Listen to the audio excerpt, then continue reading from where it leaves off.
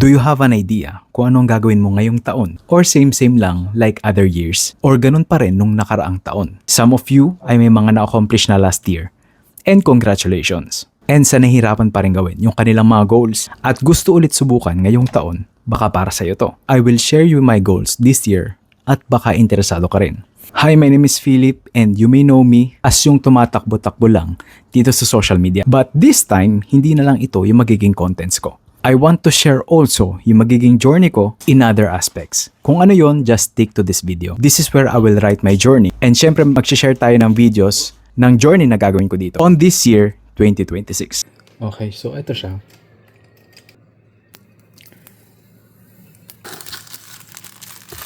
So last year, kukunti lang yung mga na-notes ko na sa agenda kasi medyo naging unproductive tayo.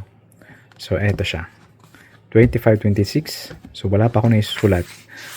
Today is January 4 and wala pa tayong nasusulat na goals. So yan, medyo na-delay tayo. So sana maging tuloy-tuloy na yung ating productivity.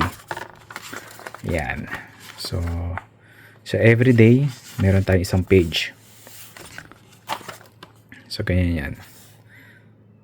So gustong-gusto ko itong Moleskine na notebook. Kasi sobrang durable niya. Yan. Okay, so yan yung ating notebook. And sa likod, may mga blank space kung anong gusto mong isulat. So napaka-handy niya. So yan. Kung may gusto kang isulat ng mga contact numbers or mga emails or mga important na tingin mo na gagamitin mo this year. Yan. Mga password siguro. So yan, may mga calendar. Next time, maglalagay tayo ng mga journey ko dito. Hindi ko ipapakita kasi private. Okay. So this time, yung mga i-share ko yung pwede lang i-share. May mapa din dyan guys. Kung gusto mong pumunta ng ibang lugar, pwede mo siyang kulayan.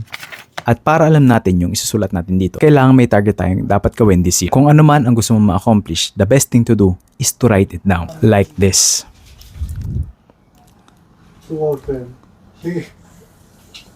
These are the things na na-accomplish ko last year. Araw-araw, as in araw-araw ko siyang tinitingnan. Then based on this list, pinaplano ko siyang gawin by writing down yung steps para maabot doon. Yung tingin kong posible ko lang gawin. At hindi ko kayang gawin dito yung mga bagay na palagay kong hindi ko kayang gawin. And so far, isa lang yung hindi ko nagawa. Kaya this year, gusto ko siyang trabahuhin and you can watch my journey on my socials. Main point is to write them down as in dapat nakikita mo siya. Ang tawag dito ng ilan ay dream board or yung goal board. Ito yung magiging guide at magiging direction mo this 2026. Balik tayo sa sharing my goals. My goals is so much simple.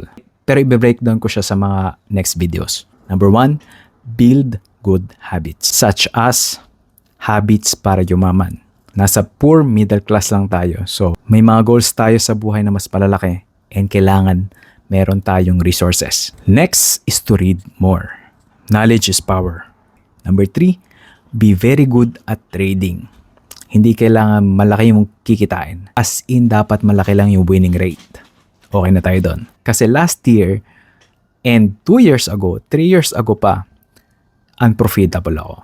So maraming bagay na dapat i-work out pa. And number 4, a sub 320 marathon. Last year, nagawa ko yung 325 marathon and mag-prepare na tayo this month. Number 5, is to maintain healthy lifestyle. Gusto ko magkaroon ng body composition na mas maganda this year.